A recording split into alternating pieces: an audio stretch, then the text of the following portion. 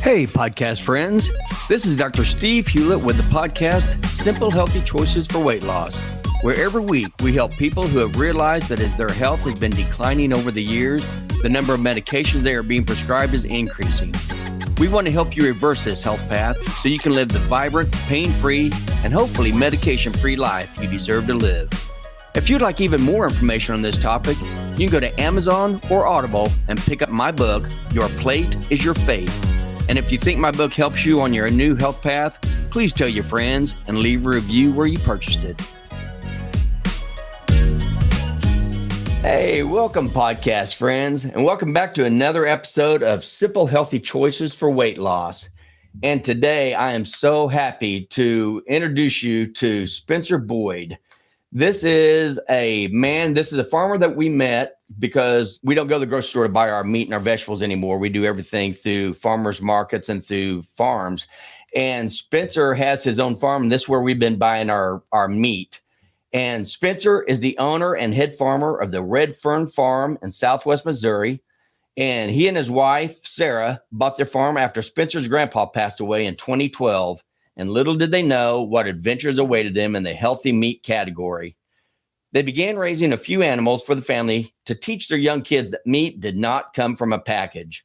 They first started selling meat to the public with 100 meat birds, and then asked friends and family if they had any interest in trying them out.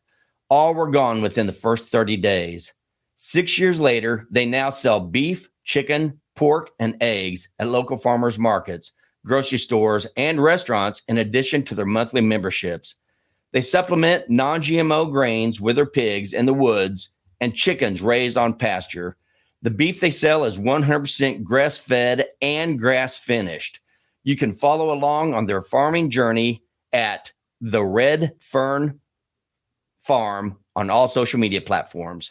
So again, that's at the Red Fern Farm. And so, Spencer, thank you so much for joining us today. I have been so excited about listening to this because I love hearing about regenerative farming. I love the fact that we have people like you where we can actually get healthy food and not have to rely on the toxins in the grocery stores. So thank you. Thank you, guys. It's good to be here. Just real quick, right at the beginning, in your bio, you talked about meat birds. What exactly do you mean by meat birds? Okay. So think of almost two separate chickens when we talk about chickens. You have a chicken that is a layer chicken, and those are ones that typically lay eggs. But for meat, the meat quality that comes from a layer bird, it's just not a real high quality meat. It's pretty tough. It's pretty stringy. Sometimes they'll call that a stew bird. You'll hear that sometimes. But a meat bird is typically some type of let's say a Cornish cross or a Red Rider. There's a few different types of birds that you can use that do a better job in production for meat. And so we raise both birds on our farm. We have layers, but we also have meat birds. But all of our birds are raised on pasture. Okay. That makes sense. Yeah, I had no idea. Yeah, I didn't either. Yeah. And so typically, meat birds in general, they grow faster, right? We're talking from hatching until butchering is typically 8 to 10 weeks. So we're not talking a real long time. We'll butcher those birds pretty quickly in that time period.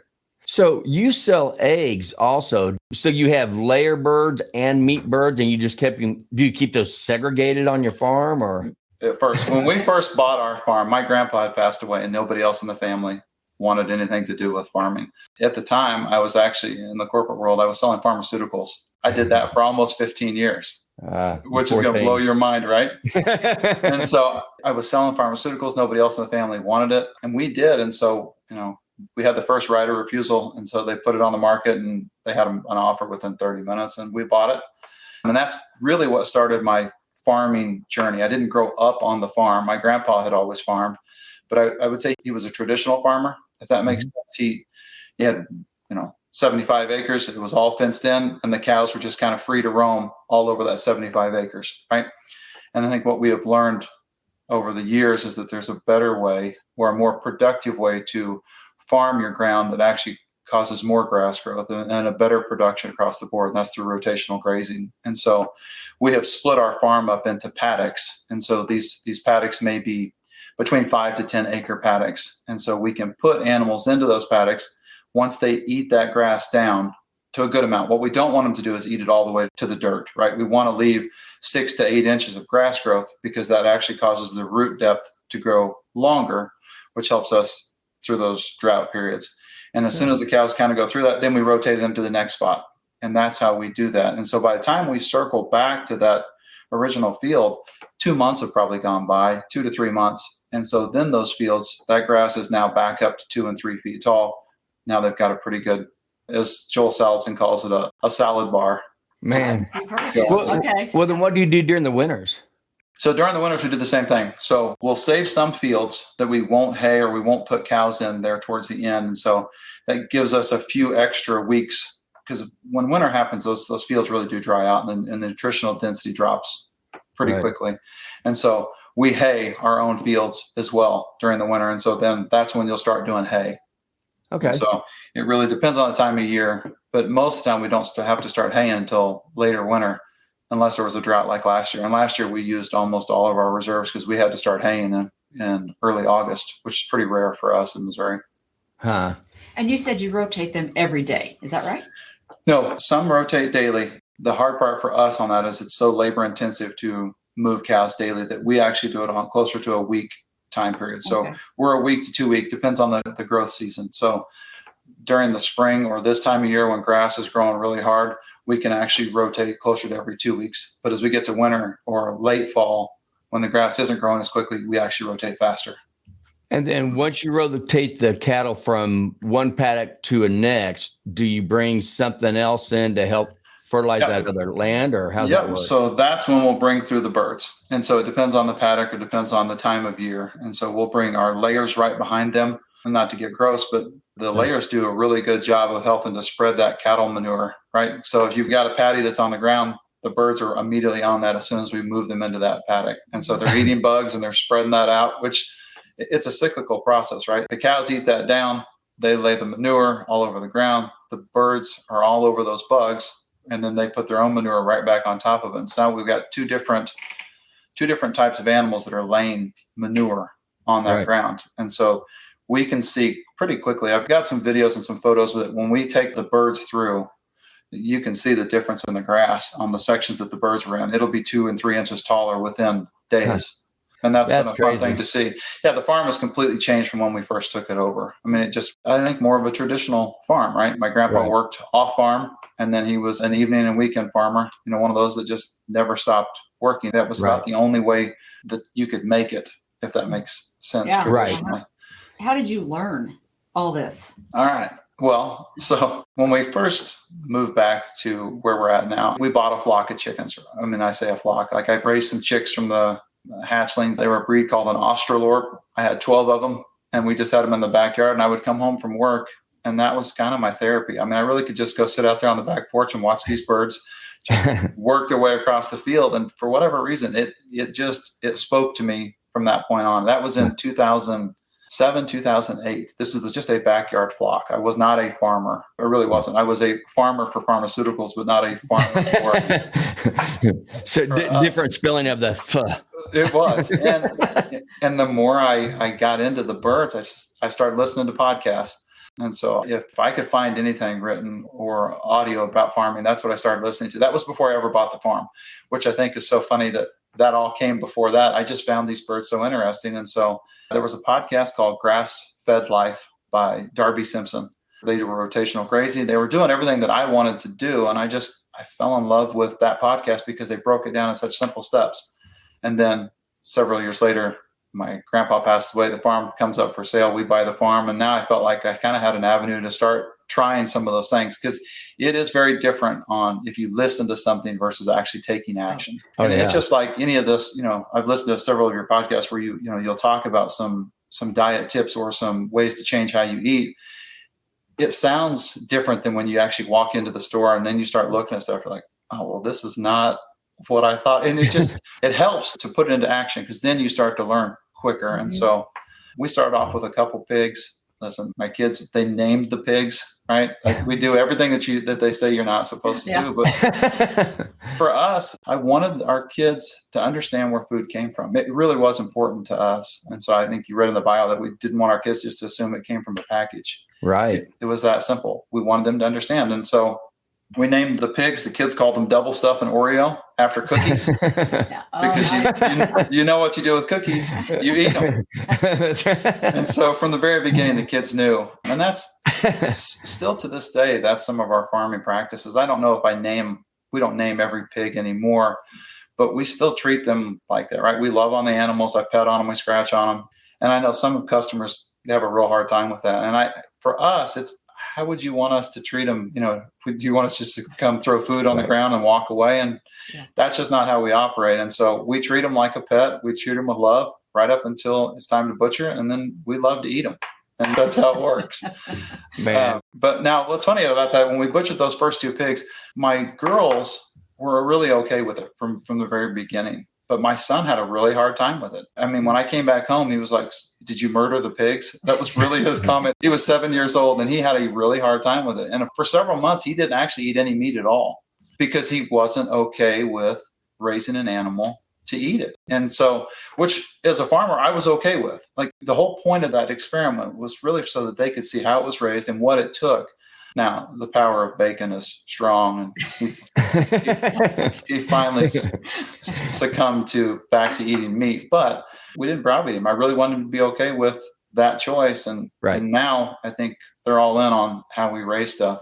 They've become egg snobs. They won't eat eggs when they go to a restaurant or any place else because they've become so accustomed to what we do. But I'll take that side. At least they understand where their food comes from. Well, and your eggs taste different. Yeah. I was going to say we've become egg snobs too, if that's what you call it, because that's all we have is your eggs also.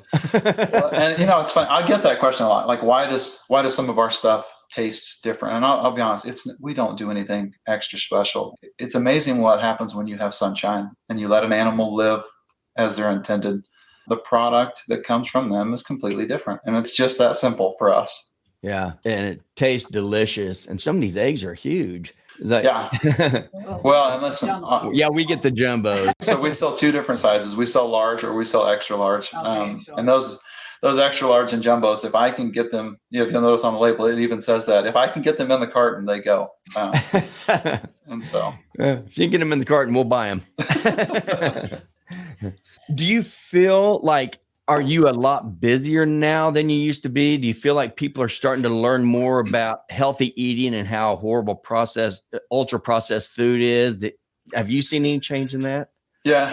I don't know if I was doing this 20 years ago, if we could probably keep this up and running. And it's still difficult now, right? The way feed prices have changed, and this is not an easy task, right? I mean, if we were just doing this for income, I would have stayed selling pharmaceuticals if that was just about the money, because it pays much better than farming does. They say the quickest way to become a millionaire farming is to start with $2 million. Oh, they meant 2 head of cattle or no, it's a hard thing. It just is. But when I started selling to the public there in 2018. This was all pre-COVID, right? And so we were smaller then as well. So I was busy. We started out at a farmer's market in Springfield, Missouri is where we started off at. And I was just doing Saturdays. By the time we raised stuff, that was about all we had enough production for, that we would sell it pretty quickly. And then 2018 was my first year. 2019 was my first full year. I was at a market full time the whole year. And it was a busy year. We sold out of all of our chickens. We sold out of all of our pigs. I wasn't selling beef at the time. We had beef.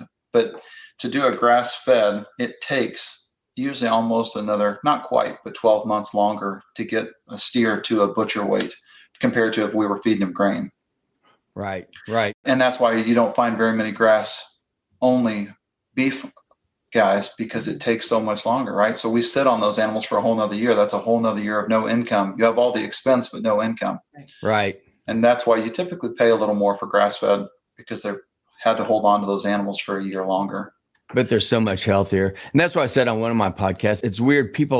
Some people, they realize that that's what they do is you feed the cattle on grass. And then a lot of time they go to the stockyards, and then that's when they start feeding them all the grain and fatten them up before they, process them. And it's weird to think you realize that that's how they fatten up cattle is giving them grains. That's what you're going to do. But yet in our food pyramid, the one that is totally upside down, that layer should be taken off. They're saying that we should eat most of our food in flour and grains and all that kind of stuff. It's like, that is why we're getting obese. Do you see the connection between the two? So I love that you're doing that. And I hate that it costs so much, but it's definitely worth paying the farmers the extra money and getting healthy meat. It's going to come out so much better for you in your future with your quality of life. Thank you for doing that. Well, yeah. I mean, I say that we do it because we care too, right? Selfishly, we just got tired of buying meat that we just didn't know where it came from. So that's why we started raising our own. And then after we could taste the difference pretty quickly, right? Just even in the chicken. When we first started, my dad was one of those that, not to say he wasn't on board, he just couldn't see how we were going to compete. If Walmart is selling a rotisserie chicken for $5 and it's already cooked, he's like, how are you going to compete with that? And listen, and I tried to explain that to the beginning. That's probably not the customer for us. Right. If somebody is really only concerned about price, then that's probably not the guy. We cannot compete with these large scales, right? And there's a lot of us that do this.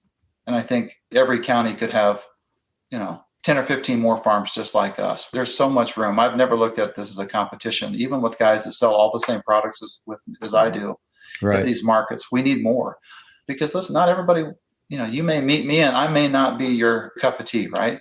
Right. But you may find somebody else though that is, and they may raise differently than I do. They may use only organic. They may not use non-GMO. There's so many different things. That's why I really preach that, that hashtag know your farmer. It really is important to go meet somebody at one of these farmers markets. And if you don't have a farmers market in your area, find a health food store, right? Talk to them because typically if they're running a health food store, they probably care how their food is raised and they can probably put you in contact with a farmer that's in your area. Right.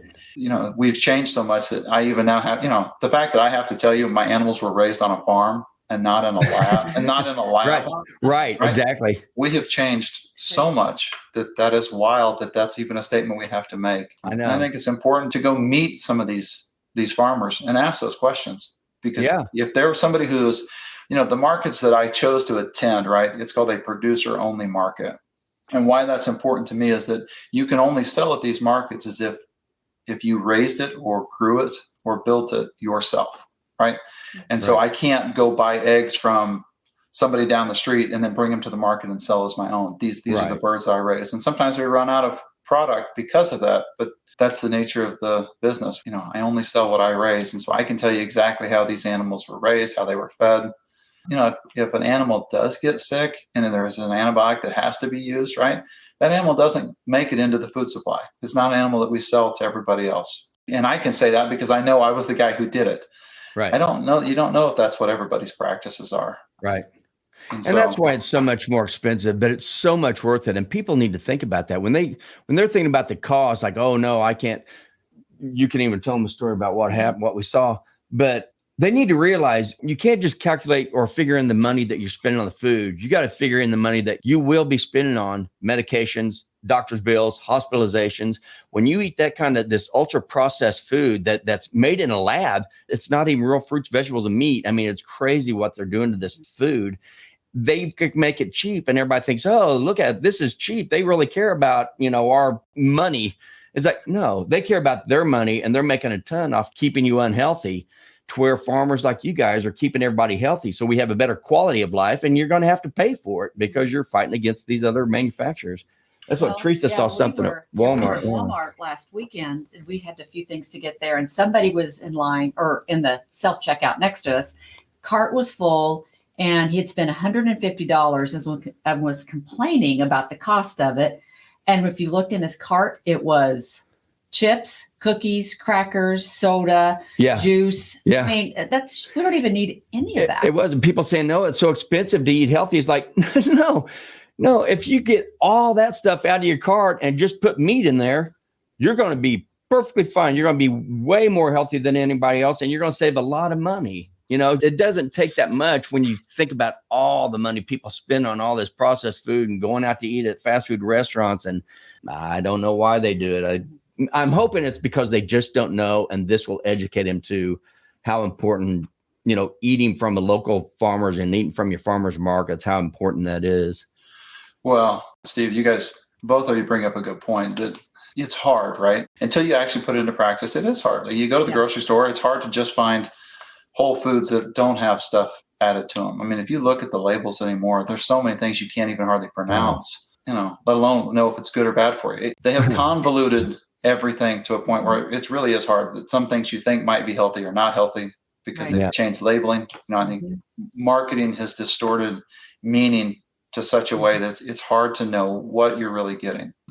Listen, these farmers markets, they're the original Whole Foods. You really could go to a market, find who's raising your stuff and ask those questions, right? Do they use Roundup? Do they use chemicals, right? Those are questions you can ask right to the person who raised your stuff. And some may say they do, or some may only do it in a hothouse or in a grow house. But those are questions that you can at least ask. It's pretty hard to ask those questions if you're just looking at it at a grocery store. Right. And speaking of Roundup and the glyphosate and how horrible that is, and I know that they spray it on everything, but mainly they're spraying on soy and wheat and corn. And I have been told, and I'm curious what you think, I've been told that as far as government funding, they give almost all the funding to those three crops because that's what they use in their ultra processed food. And then they add all their other chemicals to it. And so the farmers do you guys get anything from the government at all because you're actually producing healthy stuff? Well, it's corn or crops are different than, there's nothing that we would. Nothing for meat farmers at all. Not that I can think of. No, everybody's different, right?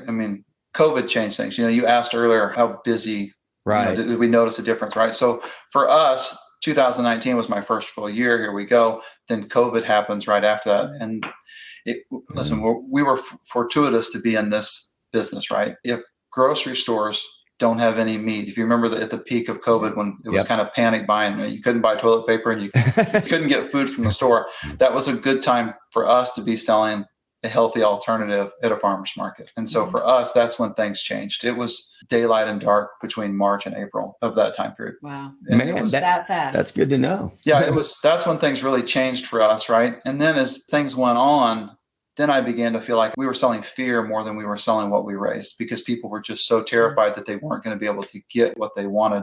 And that's not why I got into this, right? I got into it because I care about what we raise. And so we started changing how we did stuff right at that point, because I no longer wanted to feel like we were selling this, you got to buy it now or it's going to be gone. And so that's what spawned our first membership boxes was during COVID. And so what we did was we did a 6-month trial. It was going to be, hey, this was in, I want to say August. It was in July when we started saying, here's what we're going to do. And then in August, we started our first membership boxes, and it was going to be for 6 months.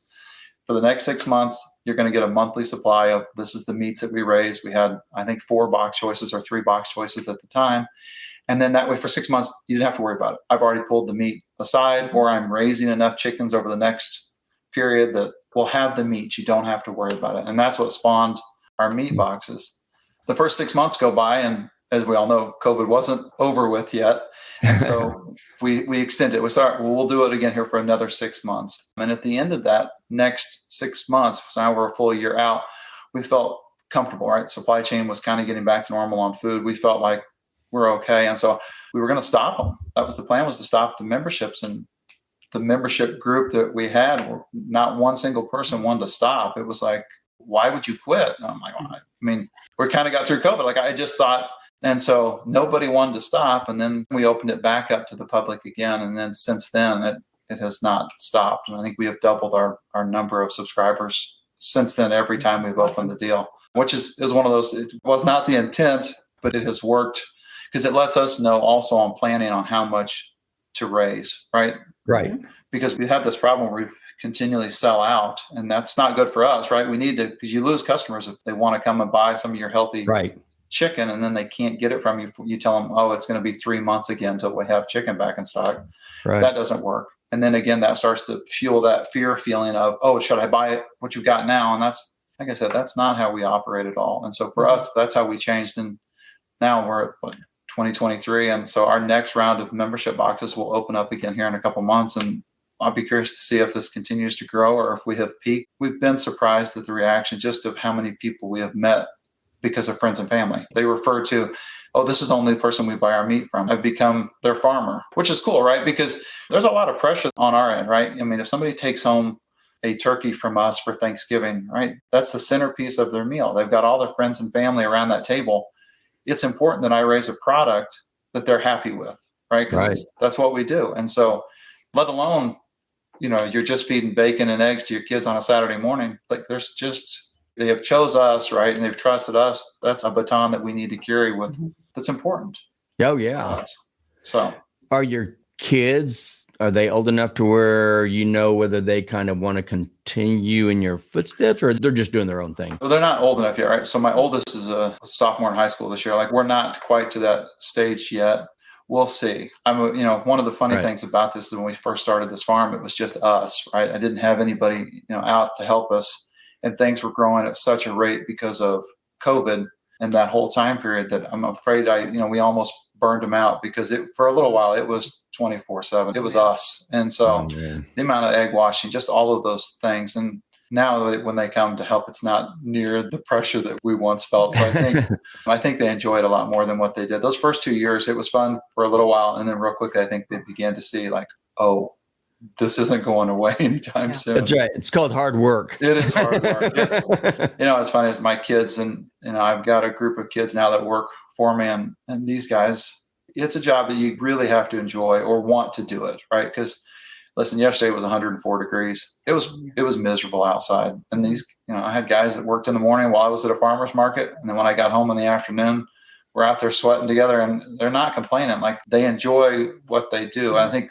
they get to see the product of this, right? So when we bring the meat back from the butcher and these guys are looking at like the quality or what the meat looks like and how marbled it is, I think there's a pride in that part, right? Because they get to see like, oh, we did this. Because it's not listen, anymore now, these guys are with these animals as much as I am. I mean, it's their farm as much as it is my farm, because they're invested in what we do.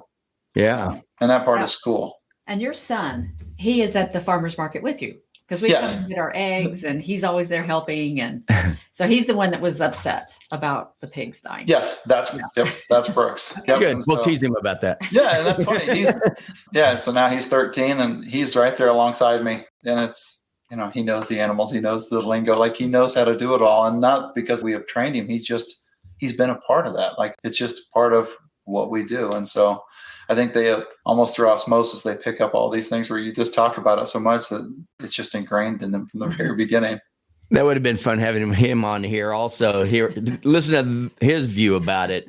Right. That's who all the food companies, that's who they're targeting, is the kids. They're like, if we can get the kids thinking this stuff is healthy, now we've got it going. So we need to get kids telling them the other way too. It's like, no, that is not right. Yeah. Well, you talk about, how corporations we mentioned earlier, marketing distorts meaning, right? Even if you just look at a packaged chicken in the grocery store, right? It's really hard to tell what you're getting, because they'll use words like pasture access or cage free, right? Or they'll put hormone free. They'll put all these labels on top of packaging. That really means nothing anymore. And what I mean by that is, if it says pasture access, that means these animals are in a building where they have a door that opens up out into a field. That's access. That's what that means. But all of their food, all of their water, their nesting boxes, everything that the bird really cares about is inside these buildings. Those birds are not going outside.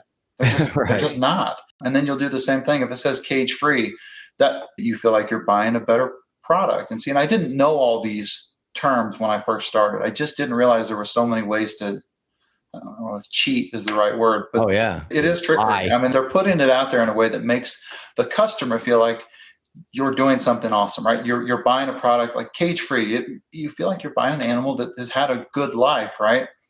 Cage free means they're in a building with no cages. They still don't see sunlight. They're in a building their whole life. And when you see hormone free, right? Well, the government already regulates you're not allowed to put hormones in chicken meat. And so when you put hormone free, that's great. That's awesome stuff, but you can't do it anyway.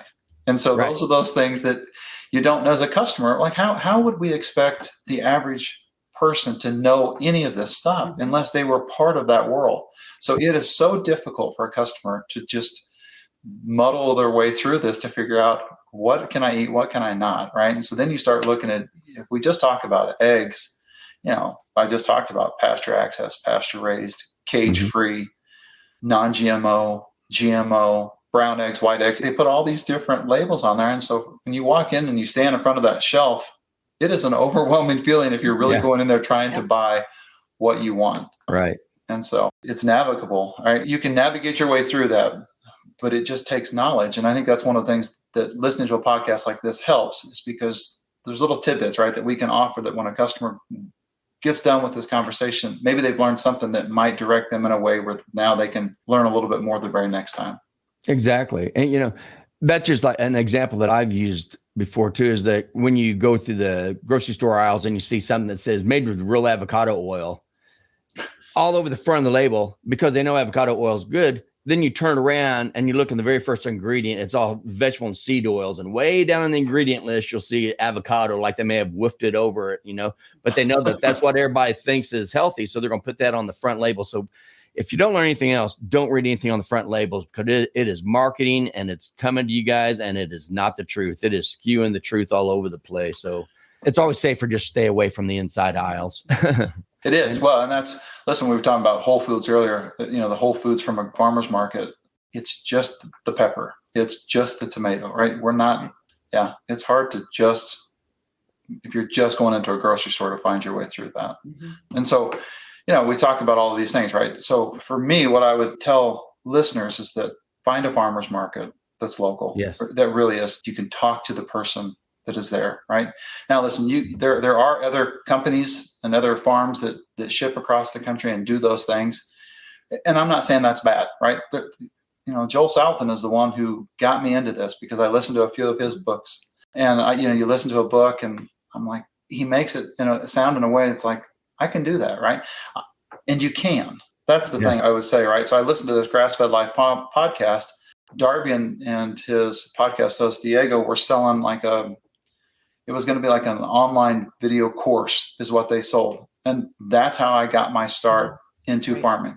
I bought an online course that said, build this type of chicken tractor and build this type of brooder. And I can follow directions pretty well. I literally I did exactly what they told me. Yeah. And then when you start doing it, you learn, okay, well, this does and doesn't quite work for us, right? And so then you can adjust things. But I would encourage, if you can have chickens in your backyard, get a few chickens. It really is that simple. And you can see the difference on how, when you raise your own animal and you get a better glimpse into that, how the food is raised, you can do this. Anybody can raise their own food. Now, if you live in a city, right, it's not the same. It's hard. So then find a farmer's market, find a store that caters to those needs. But I think they would be a happier customer if they're, educating themselves on who raises what.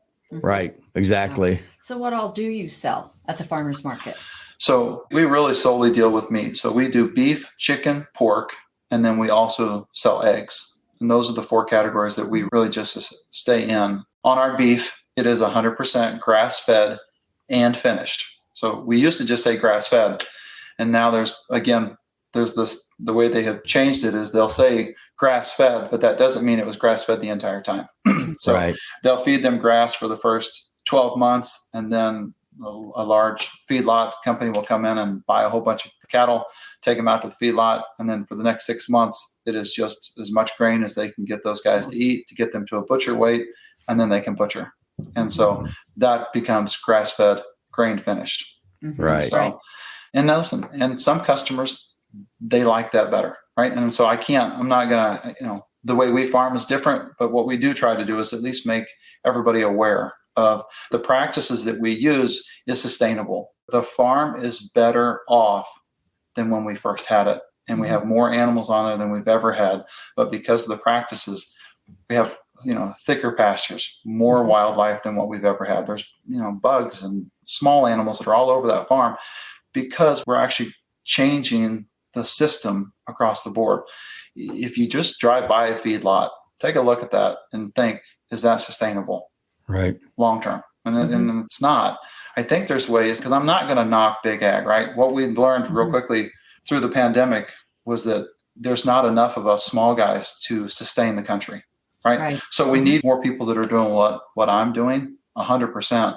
Yes. But we can't demonize and vilify big ag either, because we've grown as a nation at such a rate that people can't, if you live in a large city, you can't raise your own food. It's hard. Right. And so, Right. but there are ways to find people who do. And that's what I would encourage everybody to do. Mm-hmm. Right. Yeah. So now, do you only sell at the farmer's market, and then only, like, how do they go online to get? Like, where all do you sell to? Yeah. So we sell in farmers markets. I'm at a market 4 days a week. I sell two different markets. I do a market in Springfield, which is a little bigger city, and then we do one in my hometown. So that's the main way we started, right? We sell inside restaurants. And I'll cover the restaurant thing in a second, because I think that's important. Yeah. That's important, right? So we sell in restaurants, and then we also now sell in some grocery store chains in the Springfield area that carry our eggs. And it's been fun because not everybody can make it. If I do these weekly markets, right, on a Tuesday, Wednesday, Thursday, not everybody can make it to a market, right? They're at work. And so at least now they can go pick up our eggs from a grocery store after work and know that they can get them. They may pay a little bit more than what they paid at a market, but they can still get our same eggs, and they know how they're raised. And so that's how we do that. Online side, I've had a lot of requests to do shipping. I've tried not to do that, only because I enjoy the aspect where I get to meet our people, right? I mean, they get to talk with me, they get to ask questions. That part I really enjoy. But I think the push for us to ship has become great enough that I think that's the next step for us, is probably then start shipping our product. We've not done that at all yet. So I'll have to step up my learning curve on how to do that. But there's enough people that are doing that. I think it's something we can do. So we'll start off, we use USDA processors. And so for us, I can sell our meat any place because of that. We just have tried to do it, and where I get to, shake hands with the person who's buying our food. And so, but some customers have moved, and that's what's caused this. Can you now ship my stuff to me? Oh, yeah. And so, okay, all right. Well, so I think that's the next step for us, is to go that direction. But on the restaurant side, the reason why I wanted to highlight that is when we talk about buying local, right? Mm-hmm. Buying from a local restaurant, why that's important is, the two restaurants that we really spend the most time with, he uses me for their meat and their eggs. Both of them do, right? And so I'm a local farmer here, right? So I employ local guys, in our area. I've got a team of men and women who, either wash our eggs or collect eggs or help raise the animals, right? So because he's a local restaurant that buys from me, he's also helping to support our local group, right? And I'm not knocking some of these chains, even though they may be owned by a local person. Typically what happens is they're having to use a supplier that is a nationally owned supplier, because that's who they have their contracts with, right? So that's where their meat comes from, is from these outside industries that then will then ship the truck in. So if you go to a restaurant and you see in the back, they've got a large semi truck there that's unloading their stuff, that's what happens, right? It's not from a local guy. And so our local restaurant in Joplin that we really think the world of, it's called the Bruncheonette. And they have made that choice that they are going to really try to use as much local stuff as they can. So the owner, Chaz and Sean, they'll go through the farmers markets on Tuesday mornings or Tuesday nights, and he'll pick up, tomatoes and vegetables that's what he uses in his dishes during the week. And they've really made an effort to find local people and support those guys. And so, listen, if that's in a small town in Joplin, Missouri, if you live in any city across the country, you can find a local guy that's trying to make it work. Look at their menu and see if they're highlighting some local farms. Right. That really is local, right? And so, because if you own a chain, right, it's not a bad thing, because you're still a local community member, right? They're trying, but you start looking at who supports who. And so that's another way that you can find somebody to support in your local community that really does make a big difference. Right. And who are the two places in Springfield?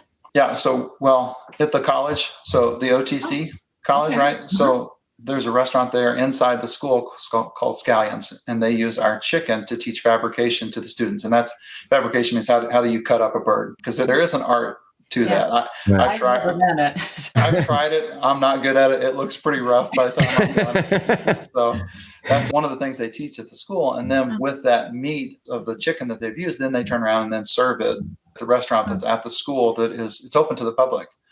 And so that's a cool thing. And then in terms of grocery store chains, it's a Price Cutter who tries to use local, and Harder House.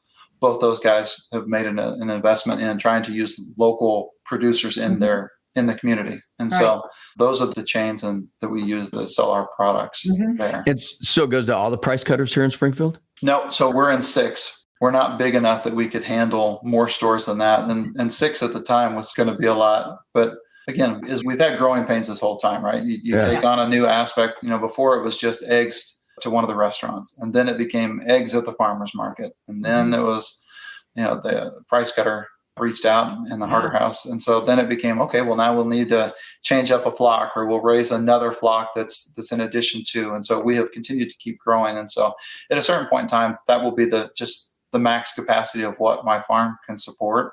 And that'll be what we raise until either we add another farm or we change up something else. But for now, we're still in that growing stage. Right. And is it mainly chickens, or do you sell beef and stuff there to these places also? To the restaurants, we sell everything: beef, chicken, pork, and eggs. Yeah. The restaurants do everything. In terms of price cutter, it really is just the eggs at Price Cutter and Harder House. And the reason why is I still can't raise enough of what we sell to keep in stock at the markets alone. And so I'm in a really good spot on our pigs and chickens this year. We feel pretty comfortable.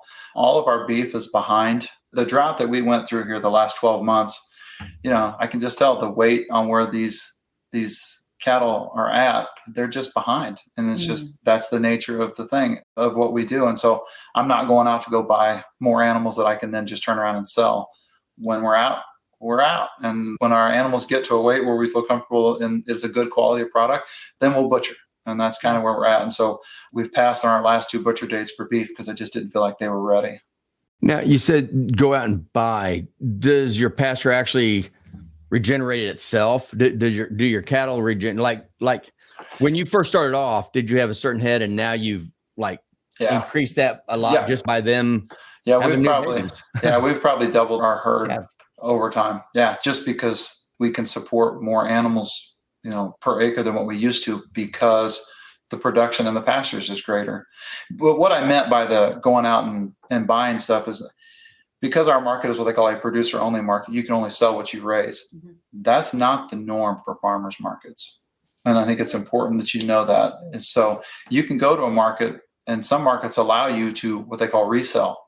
And so you very easily may go talk to somebody who is selling an animal that they may have only had on their farm for 45 or 50 days because they brought it out, put it on their farm until they could get a butcher date, and then they go and butcher it. And so there's different types of markets. And I'm not to say one is bad at the other, because some farmers do exactly what we do, but that's the only market they have available, is to sell at a market that would allow everything. That's why it's so important to have that conversation with the person who's raising your food.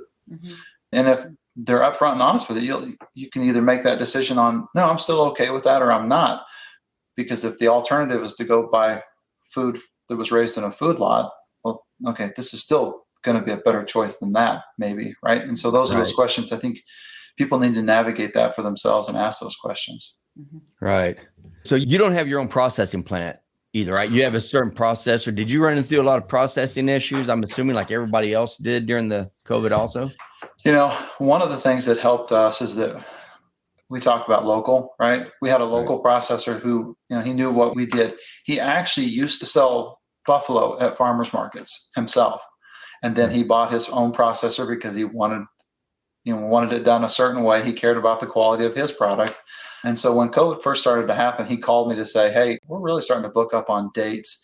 And so he had me booked for a year on, this is what we're going to process, this is what we're going to do. And so he took such good care of us that we didn't see any shutdowns on our end really at all. Now, there was a 2-month period where, because everybody had to be vaccinated, there was these different laws and different regulations that there was about a 69-day period where they didn't do any processing. But for me, he processed before. And then as soon as they came back online, we were back up and running. And so, again, having that local relationship, it really does make a huge difference. He probably saved my farm. Let's be honest, right? If I couldn't butcher anything for a year, we would have gone under. It would have been too difficult. We weren't prepared at the time because we were so newly started.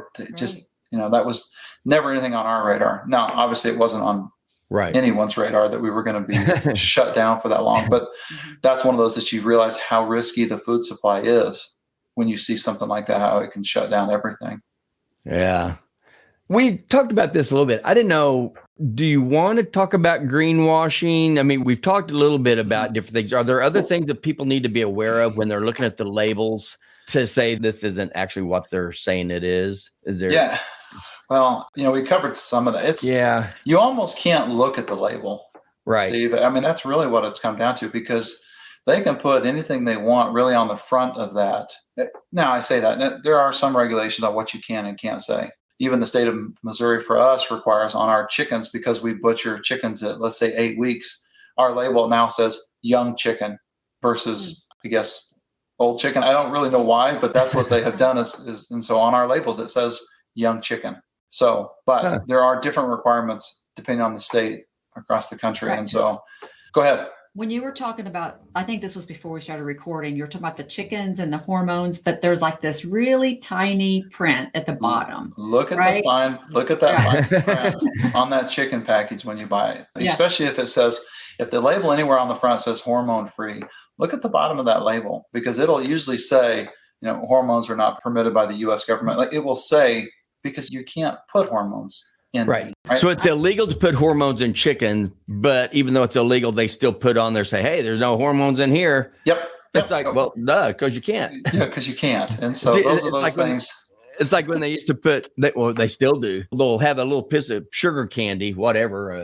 I don't know what sugar candy would be. And then they'll say fat free over the top of it. Like, of course it's not fat because it's sugar. It'll get turned into fat in your body. But right now it's just sugar, not fat. But everybody wants to buy things fat free. Or they used to. Hopefully we're explaining to them how that is a lie also. Yeah. It is. If you can change the label to make it, either make somebody feel good or feel like they're making a smarter, healthy choice, then they put it on the label. And so I hate it, because it's, you've got customers or you've got people in these stores, and they really are trying to do what's right. And they're trying to make healthy choices. And then in the end, they feel like they've still gotten cheated because they bought something that said pasture access. And you thought the whole time they were buying a healthy bird that's out running around eating bugs, and instead it's still in a building like everything else. Right. So, and I hope everybody listening, for those of you who really do care about your health and you do care about your quality of life and you do want to do something healthy and you don't really realize what that is, in all honesty, skip the grocery stores, for food. Go there and you can get all your other products. But as far as food, if you can find a local farm, local farmers market, you are going to be doing so much better. And this is something that we just got our eyes opened up to, and just within this last year. Just after I've been doing all the studies and all the research and all the things that I've been trying to find out about all our food and how horrible ultra processed food is for us. So if you really care about health, do exactly like Spencer said. Get out there and find a farmer's market and buy your meat from there, buy your fruits, your vegetables, get everything from there, and get to know the farmers. And hopefully, maybe, I don't know, Spencer may get mad at me for saying this, but maybe they'll even invite you out to the farm and let you see exactly what they do. I think it'd be an eye-opening experience. Yeah, listen, there's a caveat to this. If somebody doesn't want you to come out to see their farm, I don't know if that's necessarily a red flag, but that should bother you a little bit if they don't want you to see it. We used to do on-farm pickup all the time. So customers would come out to farm to pick up their meat, because like I said, we're not hiding anything. And if I don't raise an animal the way you want it to be raised, well, that's okay. You may find somebody else that does, but we just don't hide it. Now the hard part is to catch me at a time when I can have somebody come out to the farm, because we've just gotten to that point where I'm either at a market or I'm delivering or I'm out in the field working, and I don't have the time to take customers through like we used to. Some of these, listen, one of the things I like about social media, right, is that you can find other farmers or other people who are doing this online, right? And you can see how they raise stuff. And one of the newer trends is to do these farm tours where they'll have, 15 or 20 people come out to the farm and they'll take them through and kind of show them the process. That's cool. I like that stuff, because now you get a hands-on, you get to see it. And it may be different than what you thought it was, which is also awesome, right? Yeah. Get out there and get to see, so we raise our meat birds in something they call a chicken tractor, right? And our chicken tractors I can almost stand up in them, right? It's that tall, but there's no floor to these tractors. They're really on grass the whole time, but we use a metal over the top of them to keep hawks and animals from killing our birds. And then we move those birds every 24 hours. We literally drag them across the field, so they're always on fresh grass every single day. That's with our meat birds. And we've done that from the very beginning. And so I've got some videos. If you scroll through our stuff, I'll try to go back through and maybe pin some of those videos where you can see the difference where these tractors have gone through. The grass difference is so much taller because of that manure that comes through. And the whole time our birds are, as soon as we move them, like I think I've got some videos where the birds, they just attack the bugs. As soon as you move them, like they're just onto that next spot of fresh grass. And so we move them every day, and so sometimes, so the breed that we use for meat birds was a Cornish cross. Sometimes these birds, they get a bad rap because people say, oh, these birds don't move. They're just fat and lazy. If you just raise them in a building where they didn't have to move, they don't, right? My birds are not like that. They're up and moving the whole time. Like they're actively, there's an instinctual nature of an animal that if it sees a bug, it's on it. And that's the fun part about raising food the way we do. It's they're out there living how I think they were intended to live. Exactly. And you can see a difference in that. I mean, as silly as it sounds, that's even something that kids need to know. They're like, why are all these bugs everywhere? There's a purpose. There is a food chain, and you do have to utilize that if you're going to get all the nutrients and have these animals being raised in a healthy way for them also. Because if they're healthy, then that makes us healthy when we eat it too. We're all mixed. Our gut microbiome, the bacteria in our gut is equal. It's similar to the environment, the bacteria that's in our environment. I mean, I truly believe we're all one. We share all the same microbiome and everything. And that's why it's so important to do this. Buy local, buy real meat. Well, listen, what we put in our bodies, right? It is fuel. I mean, it really is. And if you are putting in, we're talking about this processed stuff, high fructose corn syrup, some of these things that really are just terrible. Horrible. Well, if you're putting that in your body, of course you're going to have problems, right? If I fed my animals a substandard product, right, the meat quality that comes out of them is not good. Like you can see differences just go through the grocery store and you can see, look at non-GMO versus organic versus something that doesn't say anything, right? Because if it's regular GMO, they typically don't highlight that. You can see the quality in the meat, right? It's slimy or it's thick or it's marbled. Like there's differences all the way through that on how an animal is raised. And that all comes back to what they've put into their bodies, just like us. Right. Well, Spencer, this has been fantastic. Is there anything that you'd like to say that we didn't ask you or anything that you'd like everybody to know? Or no, I think we cover. I think it's important to go meet your farmer. I mean, if we leave it at that, right? Go find somebody who is raising your food, whether it's meat or vegetables, or start your own garden, right? If you live in a city, you can grow your own tomatoes. You really can. You can get a 5-gallon bucket from a hardware store, put some dirt in it. You can at least start to raise your own and then get a sense of what that's like, from a larger magnitude on if you were raising something else. So I would encourage that. I think that's important. Know how your food's raised. You really can change how you function in life. And that's it. Listen, I'm easy. You can reach me on any of that social stuff. I try to get back to everybody on questions. What's that, Theresa? You were saying you have videos online. Is that like your Facebook account? Yeah, Facebook and Instagram. Yep, okay. Those are our two. Listen, we have a website. I'm in the process of changing it. I keep a blog, that I write stuff that's important to us. It's not always necessarily about farming. There's always a farming aspect to it. But and so I think I've got my first 8 or so blogs that are on the website, but most of it is through Instagram and social media. This time of year, it's a lot of, hey, I'm at this market. So you may have to scroll through some of that. Okay. But when we've got time, we really do try to highlight how we raise our animals. And so all that's available. That's one of the nice things about Instagram and Facebook. It catalogs, it keeps track of all those, and they're always there. And so, you can scroll back through. And so they can find you at the Red Fern Farm. Yep, it's at the Red Fern Farm. You got to have the in front of it. So the Red Fern Farm. Okay, all right. And we're on all social media platforms, Instagram, Facebook. Yeah. Okay. Oh, that's fantastic. And I can't wait till you have us out to your farm to see this. That'd be awesome. I gladly welcome it. It would be fun. I am not kidding. We would definitely love to do that, but I know how busy you are. But we'll be seeing you probably this next weekend when we're coming in for some more food. A bunch of cartons to return. Oh yeah, we're going to be giving you lots of cartons. I'll take them. It really does help. And again, that's one of those things. If we can cut costs, right? So reusing egg cartons makes a huge difference. Yes.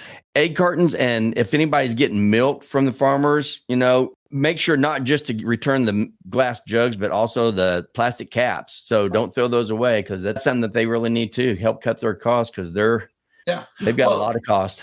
Listen, those little things add up, right? If we're paying 30 or 40 cents per egg carton, right? And you think if we go through hundreds of egg cartons a week or thousands of egg cartons a week, right? All of a sudden those numbers become eye-popping. And so if you can cut some of those costs down and also not just throw them away and put them in a landfill, Right. Like Exactly. it's better for everybody, right? We can Yep. get multiple uses out of these things. So Yep. I appreciate you guys for having me on. I really do. Thank you. This has Thank been you for wonderful. being Thank on. you so much for joining us. And for right now, thank you guys so much for listening and have a great week. And remember, make simple, healthy choices to live a quality life. If you enjoyed this podcast, please hit the subscribe button below and be sure to tell someone else who may want to change their health path as well. And don't forget, you can also purchase my book, Your Plate is Your Fate, on Amazon or Audible.